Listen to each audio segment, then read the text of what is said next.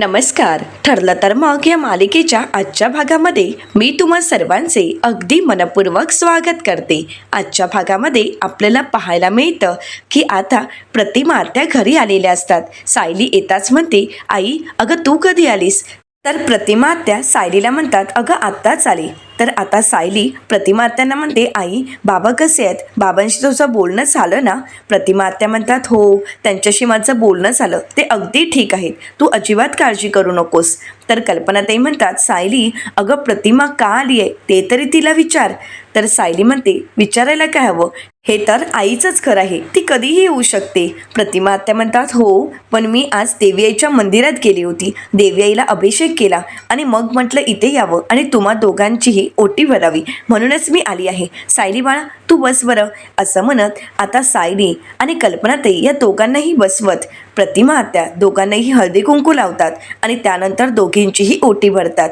आता प्रतिमा आत्यांनी येताना दोघींसाठीही गजरे आणलेले असतात. आता कल्पनाताई आणि सायली दोन्हीही ओट्या देवी आईच्या समोर ठेवतात, देवी आईचा आशीर्वाद घेतात आणि त्यानंतर सायलीच्या डोक्यात कल्पनाताई गजरा माळून देतात. आता सायलीच्या केसात गजरा माळून होताच त्यानंतर सायली कल्पनाताईंच्या केसात गजरा माळते आणि हे सगळं पाहून सगळेजण खूप खुश असतात. घरात अगदी आनंदाचं वातावरण असतं आणि म्हणूनच या चांगल्या क्षणाचे फोटो काढावेत म्हणून अर्जुन म्हणतो, थांबा मी तुम्हा तिघींचेही फोटो काढतो, खरंच खूप छान दिसताय. तर आता अर्जुन तिघींचेही फोटो काढतो. तर त्यानंतर सायली अर्जुनला म्हणते की आता आमच्या केसातली ही गजरा फोटोमध्ये यायला हवा, असे फोटो काढा. आता अर्जुन फोटो काढणार परंतु अर्जुनला शिंका सुरू होतात. अर्जुनच्या काही शिंका थांबत नाहीत आणि अर्जुनला काही फोटो काढता येत नाही. तर त्यावेळी प्रतिमा आत्यांच्या लक्षात येतं. प्रतिमा आत्या म्हणतात, अरे देवा, अर्जुनला तर सायलीच्या फुलांची ॲलर्जी आहे आणि मी तीच फुलं घेऊन आलीत. खरं तर माझ्या लक्षातच आलं नाही की अर्जुनला सायलीच्या फुलांची ॲलर्जी आहे आणि मी ती फुलं घेऊन आले, खरंच सॉरी अर्जुन. तर त्यावेळी सायलीला सुद्धा शिंका सुरू होतात. कल्पनाताई म्हणतात, सायली अगं तुला सुद्धा शिंका येत आहेत, या दिवसात इतक्या जास्त शिंका येणं बरं नाही. तर प्रतिमा आत्या म्हणतात, हो ना सायली, अगं तुला कशाची ॲलर्जी आहे? आता अर्जुनला सायलीच्या फुलांची ॲलर्जी आहे म्हणून त्याला शिंका येतात. तुला धुळीची ॲलर्जी झाली आहे का? इथे धूळ आहे का? तर सायली म्हणते, नाही आई. तर त्यावेळी कल्पनाताई आता विमलला आवाज देत म्हणतात, विमल इथे धूळ असेल तर जरा साफ करून घे बरं. आता विमलताई सायलीला बाजूला व्हायला सांगतात आणि धूळ साफ करत असतात, पण सायलीच्या शिंका काही थांबत नसतात.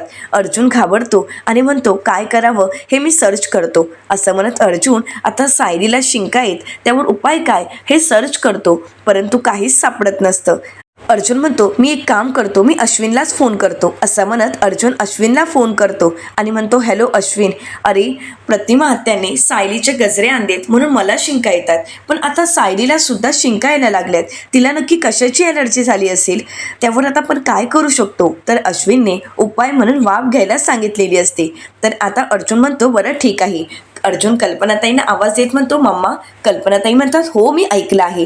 असं म्हणत कल्पनाताई विमलला वाफ घेण्यासाठी पाणी आणायला सांगतात. सायलीला त्यांनी गरम पाणी दिलेलं असतं पण तरीसुद्धा सायलीच्या शिंका काही थांबलेल्या नसतात आणि म्हणूनच आता गरम पाण्याची वाफ घ्यायला सांगतात, तरीसुद्धा सायलीच्या शिंका काही थांबत नाहीत.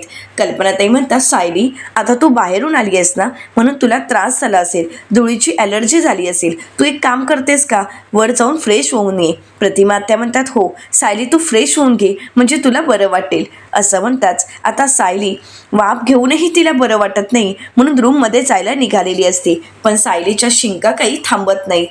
प्रतिमा आत्या कल्पनाताई यांना सायलीची खूप काळजी वाटत असते. प्रतिमा आत्या म्हणतात, मी आज देवी आईच्या मंदिरात गेले होते, अभिषेक केला, देवी आईला इतकंच साकडं घातलं की माझ्या मुलीच्या आयुष्यात कोणतंही संकट येऊ देऊ नकोस. पण हे काय चाललं आहे, तिचे त्रास तिची संकट कमी होतच नाही आहेत, आता तिला हा त्रास का होत असेल?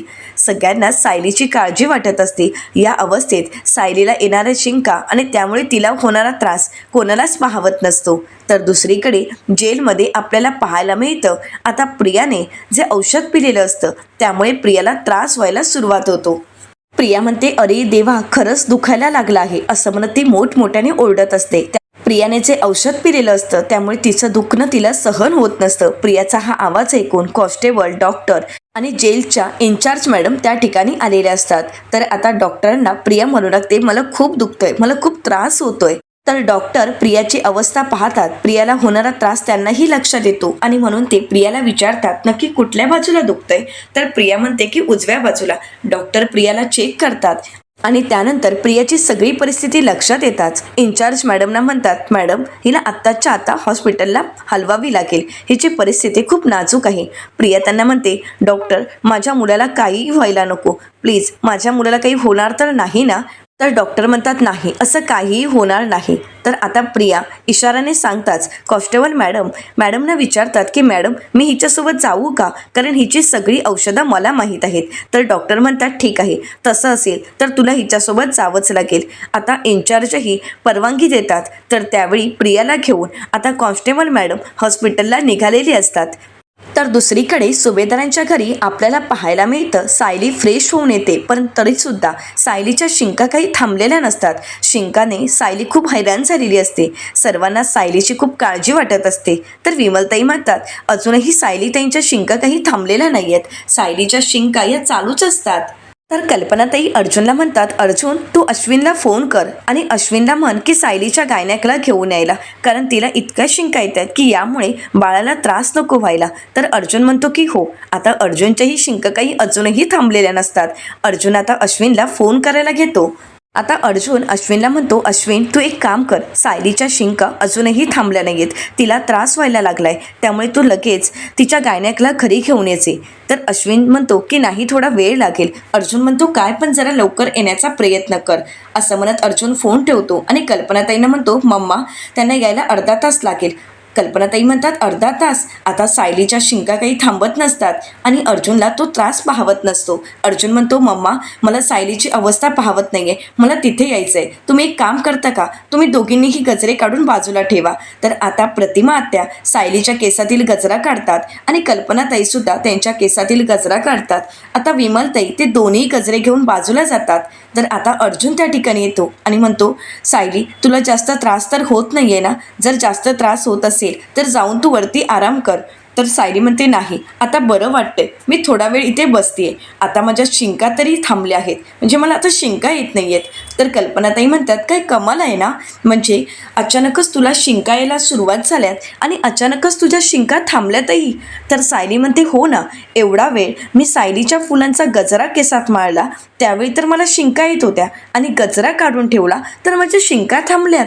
तर कल्पनाताई म्हणतात, अगं हो, पण सायलीच्या फुलांची ॲलर्जी ती तर तुला नाहीच आहे, ती फक्त अर्जुनला आहे, मग तुला का शिंका येत होत्या. तर सायली विचार करते आणि म्हणते, ते तर आहेच म्हणा. तर प्रतिमा आत्या म्हणतात, अर्जुनला सायलीच्या फुलांची ॲलर्जी आहे म्हणूनच सायलीला शिंका आल्या. आता मात्र कोणाला काहीच कळत नसतं. अर्जुन म्हणतो, म्हणजे? तर प्रतिमा आत्या म्हणतात, म्हणजे याचा अर्थ तुझं बाळ अगदी पूर्णपणे बापावरच गेलं आहे. प्रतिमा आत्या म्हणतात, अर्जुन अरे या ज्या शिंका होत्या ना, त्या सायलीला कुठलीही ॲलर्जी झाली नव्हती, तिला झालेल्या ॲलर्जीच्या नव्हत्या, तर तिच्या पोटात वाढणाऱ्या तुझ्या बाळाला झालेल्या ॲलर्जीच्या होत्या. तुझ्या बाळाला सुद्धा सायलीच्या फुलांचा वास सहन होत नाही. अरे बघ ना, सायलीची फुलं इथून गेलीत, बाळ शांत झालं आणि शिंकाही गायब. आता मात्र सायलीला हसायला येतं.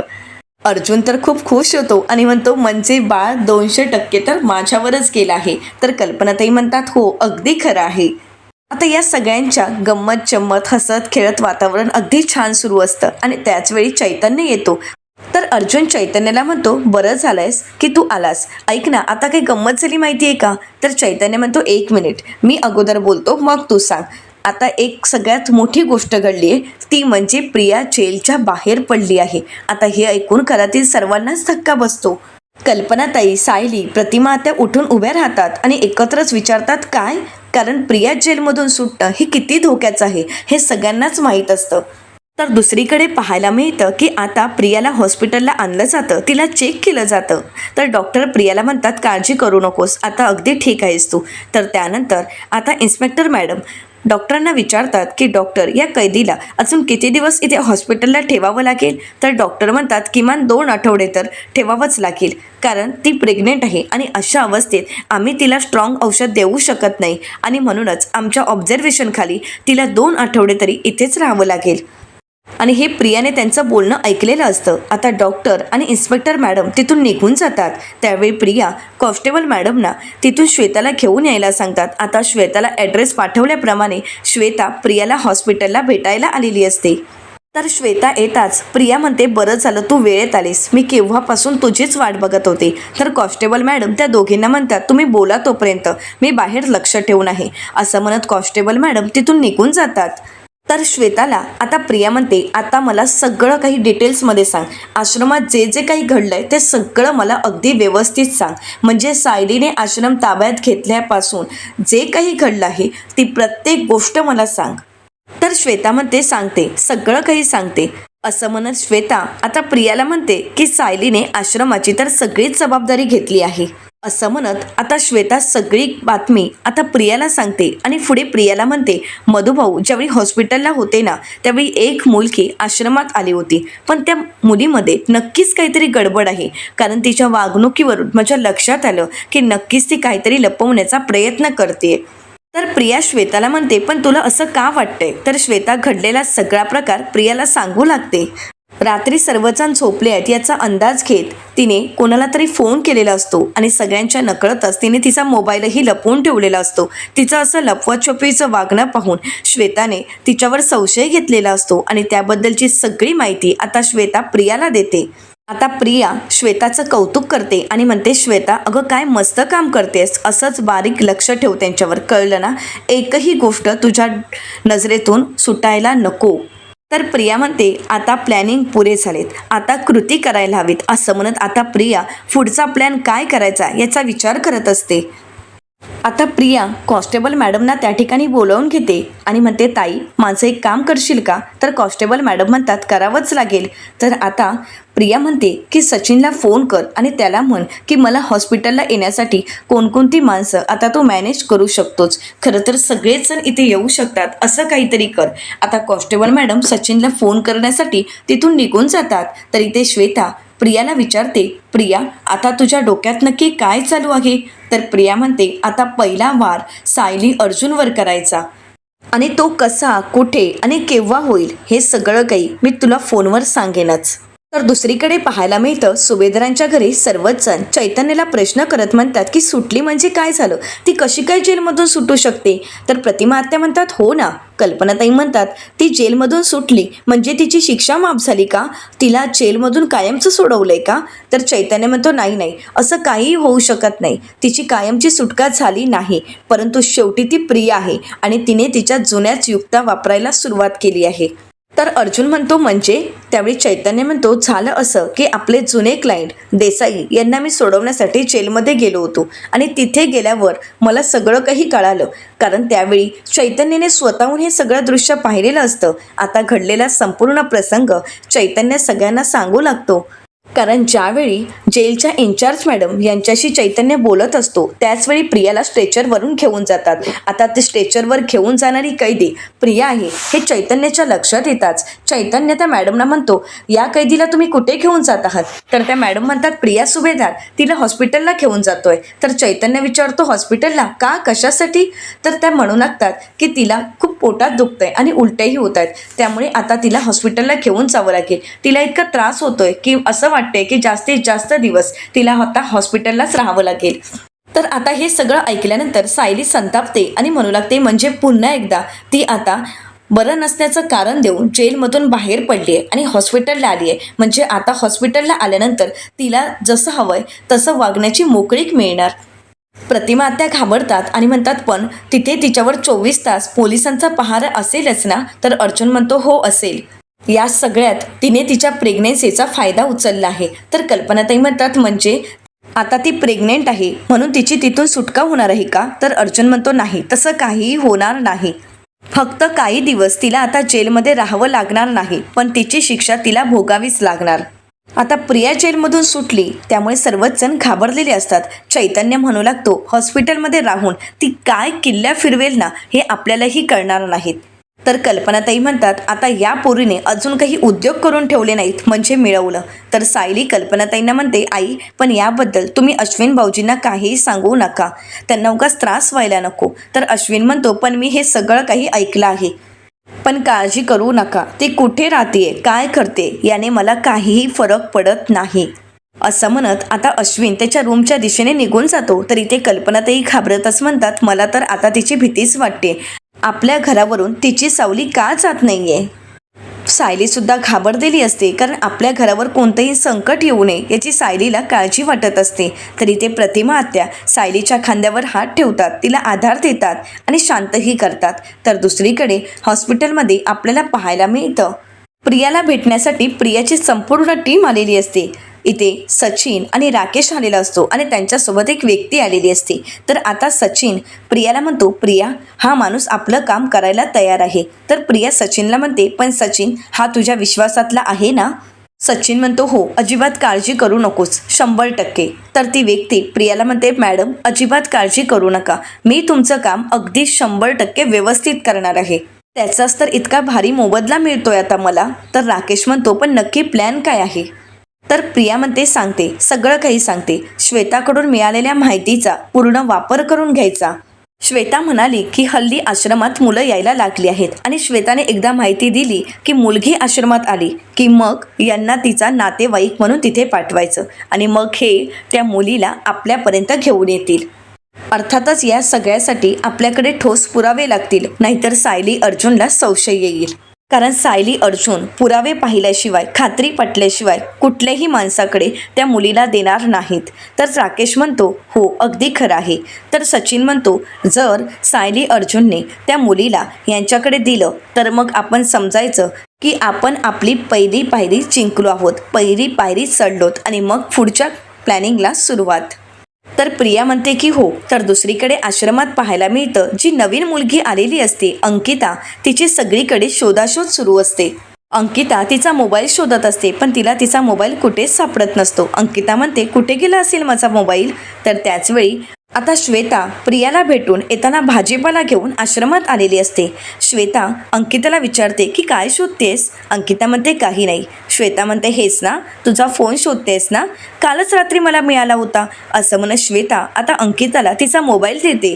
तर आता श्वेता म्हणू लागते, मला तर तुझा फोन सापडला, पण मी कोणालाही सांगितलं नाही आणि कोणाला कळूही दिलं नाही की तुझ्याकडे फोन आहे.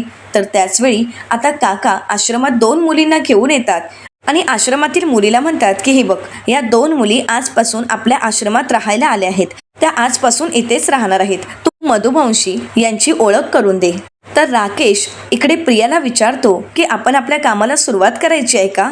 तर प्रिया म्हणते, नाही अरे त्या श्वेताला कळवू देत तरी की आश्रमात कुठे नवीन मुलगी आली आहे का. जर आश्रमात नवीन मुलगी आली तरच आपल्याला आपल्या कामाला सुरुवात करता येईल. तर सचिन म्हणतो, पण तोपर्यंत याला व्यवस्थित पडवून ठेवायला हवं. तर प्रिया म्हणते, हो ते तर करावंच लागेल, पण त्या अगोदर मला अण्णा सर आणि नागराज काका यांच्याशी बोलावं लागेल, कारण मला त्यांची मदत लागणार आहे. पण प्रत्यक्ष भेटल्याशिवाय हे कसं शक्य होणार आहे. तर राकेश म्हणतो, पण पप्पा जेलमधून बाहेर येणं हे शक्यच नाही आहे. तर प्रिया म्हणते, राकेश बाळा, अरे तू किती मंद आहेस, हे वेळोवेळी सिद्ध करायची गरज नाही आहे.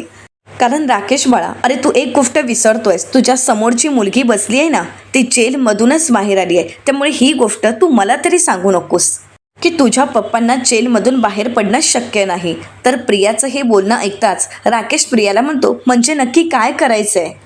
तर सचिन म्हणतो, एवढंही तुला कळत नाही आहे का राकेश. ऑब्वियसली आता ज्या पद्धतीने प्रिया आजारपणाचं नाटक करून इथे हॉस्पिटलला आली आहे, तसंच त्यांनी सुद्धा यावं असं प्रियाचं म्हणणं आहे. इतकंही तुला कळत नाही आहे का. अरे राकेश, कधीतरी त्या डोक्याचा वापर कर. राकेश म्हणतो, 1 मिनिट, प्रत्येक वेळी तुम्ही सर्वजण मला बोलू नका, तुमच्या प्लॅनप्रमाणे सगळं काही होईल, मी पप्पांना सांगतो. तर सचिन म्हणतो, ॲक्च्युली अण्णांना तिथून बाहेर पडायला VIP पास तर मिळतोच, पण हा तर कैद्यांचा ऑर्ड आहे आणि इथे येण्यासाठी त्यांना स्पेशल परमिशन काढावी लागेल. पण ठीक आहे प्रिया, तू विचार करू नकोस, ती कशी काढता येईल ते मी बघतो. असं म्हणत आता सचिन अण्णांना तिथे कसं घेऊन यायचं याचा विचार करत असतो. तर प्रिया म्हणते, ठीक आहे, परंतु या माणसाचं आता ट्रेनिंग सुरू करा, कारण हा त्या मुलीचा खराखुरा नातेवाईक वाटायला हवा, तरच अर्जुन आणि सायली आपल्या पहिल्या जाळ्यात अडकतील. तर सचिन म्हणतो, तू अजिबात काळजी करू नकोस प्रिया, आता अर्जुन आणि सायली आपल्या जाळ्यात असे काही अडकतील, अशी काही त्यांची कोंडी होईल की त्यातून सुटणं त्यांना शक्यच होणार नाही. तर दुसरीकडे आश्रमात आपल्याला पाहायला मिळतं आता मधुभाऊ त्या मुलींची सगळी माहिती विचारत त्यांना विचारतात की नक्की हा कोण आहेत. तर त्यावेळी काका म्हणू लागतात की मधुभाऊ ही एक मुलगी मला मंदिरात सापडली आणि दुसरी रस्त्याच्या बाजूला बसली होती. त्या दोन्ही मुली खूप घाबरलेल्या असतात. मधुभाऊ त्यांना म्हणतात तुम्ही अजिबात घाबरू नका, एक काम करा तुम्ही बसा बरं. आता मधुभाऊ श्वेताला आवाज देत म्हणतात श्वेता या दोघांसाठी पाणी घेऊन येतेस का. तर श्वेता आता त्या दोन्ही मुलींसाठी पाणी घेऊन येते. त्या दोन्ही मुली खूप रडत असतात. मधुभाऊ त्यांना म्हणतात प्लीज रडू नका, कोणीही तुम्हाला काहीही करणार नाही, त्यामुळे तुम्ही रडू नका. आता मधुभाऊ त्या दोघींनाही पाणी घ्यायला सांगतात आणि त्यानंतर मधुभाऊ त्यांना म्हणतात कुठून आलात तुम्ही, तुमच्या दोघींचे आई वडील कुठे असतात, तुम्ही कुठे राहत होता. तर त्या दोन्ही मुली घाबरतच उत्तर देत म्हणतात की आम्हाला माहीत नाही. मधुभाऊ म्हणतात तुम्हाला माहीत नाही, मग काही हरकत नाही. हे बघा तुम्हाला जर या आश्रमात राहायचं असेल, तुम्हाला जर आधाराची गरज असेल तर तुम्ही या आश्रमात राहू शकता. तुम्ही अजिबात काळजी करू नका, तुमच्या आईवडिलांना लवकरात लवकर शोधण्याचा आपण प्रयत्न करू, घाबरू नका, अजिबात काळजी करू नका. आता आश्रमात आलेल्या दोन मुली पाहून इथे श्वेता मात्र खुश होते. तर आश्रमातील मुलगी मधुभाऊंना आठवण करून देत म्हणते मधुभाऊ जर या आपल्या आश्रमात राहणार असतील तर सायलीताईने सांगितल्याप्रमाणे या मुलींचे फॉर्म भरून घ्यायला हवेत ना. मधुभाऊ म्हणतात की हो बरं झालं आठवण करून दिलीस. असं म्हणत आता मधुभाऊ काकांना म्हणतात की या मुलींचे फॉर्म भरून घ्या, या मुलींची सगळी माहिती यामध्ये असायला हवी. आता मधुभाऊ म्हणतात तुम्ही तोपर्यंत फॉर्म भरून घ्या, मी तोपर्यंत सायलीला कळवतो. असं म्हणत मधुभाऊ सायलीला फोन करायला घेतात. तर दुसरीकडे सायली प्रिया जेलमधून सुटली याचा विचार करत असते आणि अर्जुनला म्हणते म्हणजे प्रियाने 30 शक्कल लढवली आणि आता ती हॉस्पिटलला जाऊन पोचली आहे. अर्जुन म्हणतो कदाचित तिला खरंच बरंही नसेल, ती आजारी असेल, म्हणजे ते प्रेग्नेंट आहे आणि म्हणूनच तिला त्रास होत असेल. तर सायली अर्जुनला म्हणते मी प्रियाला जेवढं ओळखते ना त्यावरून मला हेच वाटते की प्रियाची ही सगळी काही नाटकं सुरू आहेत, हे सगळं काही तिचं नाटक आहे, खरं तिला बरं नाही आहे असं आपण म्हणू शकत नाही. त्याचवेळी सायलीला कुसुमताईचा फोन आलेला असतो. सायली म्हणते कुसुमताईचा फोन आहे असं म्हणत ती फोन स्पीकरवर ठेवते आणि म्हणते बोल कुसुमताई. तर मधुभाऊ म्हणतात साऊ अगं मी मधुभाऊ बोलतोय.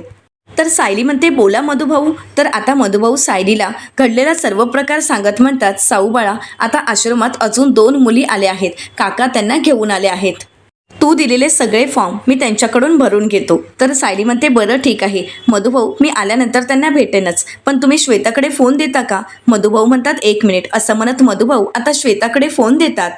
तर श्वेता सायलीला म्हणते बोला ना ताई. तर सायली श्वेताला म्हणते श्वेता आता आश्रमाच्या 2 मुली आहेत ना त्यांची व्यवस्थित काळजी घे, त्यांना सगळी माहिती विचार आणि त्यांना जे काही हवं नको ते सगळं बघ आणि हो या सगळ्यामध्ये त्यांना कोणताही त्रास होणार नाही याची मात्र काळजी घे आणि हो त्यांची सगळी माहिती अगदी व्यवस्थित लिहून ठेव, त्या कुठून आल्यात, काय झालं होतं, काय घडलं होतं हे सगळं काही लिहून ठेव आणि हो त्यांना हे आश्रम म्हणजे आपलं घर वाटलं पाहिजे याची काळजी घे. तर आता श्वेता म्हणते हो ताई ज्याप्रमाणे तुम्ही मला आपलंसं केलं तसंच त्या मुलींना सुद्धा मी आपलंसं करेन, अजिबात काळजी करू नका. तर सायली श्वेताला म्हणते माझा विश्वास आहे तुझ्यावर. असं म्हणत सायली फोन ठेवते. तर दुसरीकडे श्वेता म्हणते तू अजिबात काळजी करू नकोस सायली, कारण आता या मुलींची सगळी माहिती काढून मी प्रियाला पोहोचवणार आहे. तर येणाऱ्या पुढील भागामध्ये आपल्याला पाहायला मिळतं प्रियाप्रमाणे आता नागराज सुद्धा इथे हॉस्पिटलला आलेला असतो. तर आता नागराज प्रियाला म्हणतो काय आहे तुझा नक्की पुढचा प्लॅन. तर प्रिया नागराजला म्हणते माझ्या एका सोर्सकडून मला अर्जुन सायलीबद्दलचे सगळे डिटेल्स मिळत आहेत आणि त्याचा आपल्याला फायदा होणार आहे. तर दुसरीकडे सायली आणि अर्जुन आता आश्रमाबद्दल बोलत असतात. सायली म्हणते मधुभाऊने जर अगोदरपासूनच आश्रमात येणाऱ्या मुलींची नोंद केली असती आणि ती जर पोलीस स्टेशनला जमा केली असती तर या सगळ्याचा नक्कीच खूप फायदा झाला असता आणि पुढच्या गोष्टी सोप्याही झाल्या असत्या. तर अर्जुन म्हणतो आपण तर ते करणारच आहोत. तर दुसरीकडे प्रियाला श्वेताचा फोन आलेला असतो. प्रिया म्हणते हा श्वेता बोल. तर श्वेता प्रियाला म्हणते की आश्रमात 2 मुली आल्या आहेत. हे ऐकून प्रिया आता नागराजला म्हणते ही तर आपल्याला पहिलीच लॉटरी लागली आहे. तर आता प्रिया म्हणू लागते सायली आश्रममध्ये म्हणजे तुझा जीव आहे ना आणि त्यात तुझा जीव गुंतलाय ना, मग हे आश्रमच आता तुझा जीव घेईल. आता या प्रियाच्या डावात सायली अडकेल का हे पाहणं अतिशय रंजक ठरणार आहे. मित्रांनो अशाच मालिकांचे नवनवीन अपडेट पाहण्यासाठी चॅनलला नक्कीच सबस्क्राईब करा.